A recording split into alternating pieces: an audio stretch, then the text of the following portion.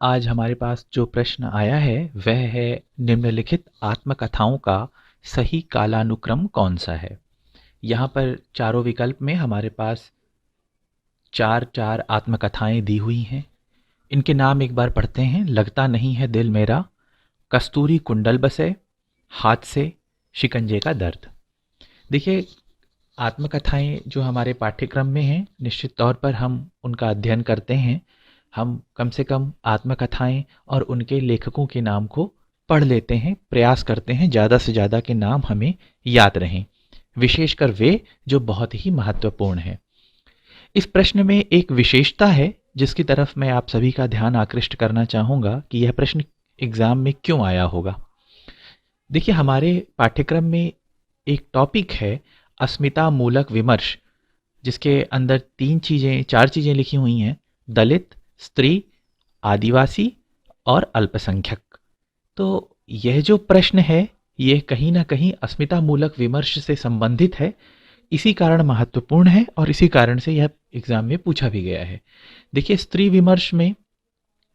विमर्श क्या होता है इसके बारे में एक छोटी सी चीज मैं आपको बता दूं, आपने पढ़ा भी होगा। जब स्त्रियों के अनुभव को अपने शब्दों में लिखती हैं उसे स्त्री विमर्श कहा जाता है।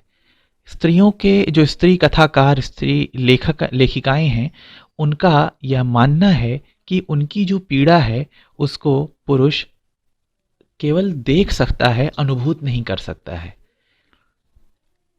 एक पश्चिमी लेखिका थी सिमोन दा बोवार।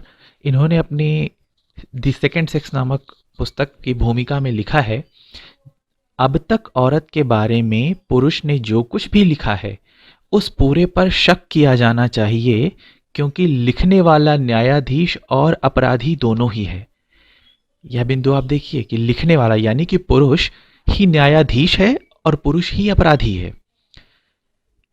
इन्हीं सबसे प्रेरणा लेकर के भारत में भी जो साहित्य लेखन प्रारंभ किया गया उसमें बहुत सारी महिला लेखिकाएं आगे आईं, जिन्होंने सामाजिक, शारीरिक, यौनिक विषयों पर उन्मुक्तता दिखाते हुए लेखन कार्य किया।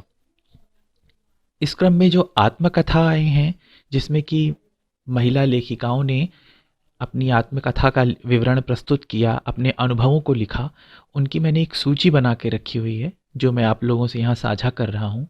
मैं सारे नामों को नहीं पढ़ूंगा, आप एक बार इसको देख लीजिएगा, अपने नोट्स में लिख लीजिएगा। ये सारे ही महत्वपूर्ण हैं।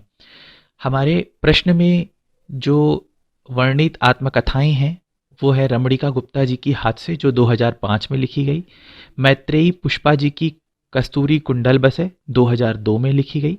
कृष्णा अग्निहोत्री जी की लगता नहीं है दिल मेरा 1997 में। और सुशीला टाकभौरे जी की शिकंजे का दर्द 2012 में।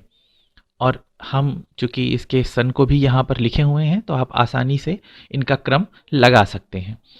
सुशीला टाकभौरे जी के बारे में मैं एक और बात बता दूं, ये न केवल स्त्री विमर्श बल्कि दलित विमर्श की भी अग्रणी लेखिकाओं में से एक हैं, तो इस कारण भी इनका नाम बहुत ही महत्वपूर्ण हो जाता है। तो कम से कम सुशीला टाकभौरे जी की रचनाओं को मैं आप लोगों से निवेदन करूंगा कि आप लोग अपने नोट्स में जरूर लिख लें, और ये अलग अलग प्रकार से पूछी जा सकने वाली चीज़ें हैं। शिवानी जी हो गई, मन्नू भंडारी और अमृता प्रीतम, ये सब कहा जाता है भारत में हिंदी साहित्य में नारी विमर्श या स्त्री विमर्श की सबसे सशक्त हस्ताक्षरों में से एक हैं। तो इनकी रचनाएं भी आप लोग अच्छे से पढ़ लीजिएगा। तो अब प्रश्न को हम अपने पुनः देखते हैं, और यह जो आत्मकथाएं हैं इनका जो प्रकाशन का वर्ष है उसके हिसाब से अगर हम सही प्रकार से सुनियोजित करें तो हमें पता चलता है कि जो पहला विकल्प है वह सही है।